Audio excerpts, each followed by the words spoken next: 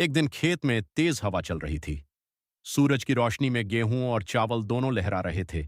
लेकिन अचानक गेहूं गुस्से में बोला, गेहूं गर्व से, देखो भाई, दुनिया में सबसे जरूरी मैं हूं। मेरे बिना रोटी कैसे बनेगी? चावल हंसते हुए, अरे इतना घमंड मत करो, आधी दुनिया का पेट मैं भरता हूं। गेहूं, रोटी के बिना खाना अधूरा है। चावल, और मेरे बिना थाली सूनी। खेत के बाकी पौधे यह बहस सुनकर मुस्कुरा रहे थे। बहस, अपनी अपनी वैल्यू। गेहूं, लोग सुबह दोपहर रात हर समय रोटी खाते हैं। चावल, और त्योहार शादी बिरयानी सब में मैं ही स्टार हूं। गेहूं, तुम बस उबलते पानी में पक जाते हो। चावल हंसते हुए, और तुम्हें चक्की में पीसा जाता है। खेत में हंसी गूंज गई।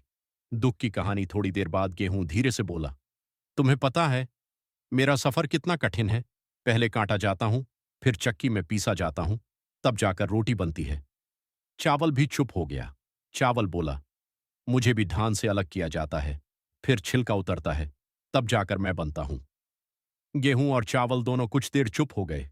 फिर गेहूं मुस्कुराकर बोला, गेहूं, लगता है हम दोनों का सफर आसान नहीं है।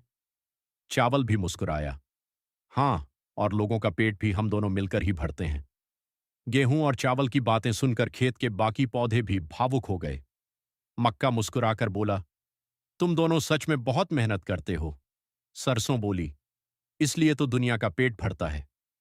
गेहूं और चावल एक दूसरे को देखकर मुस्कुराने लगे।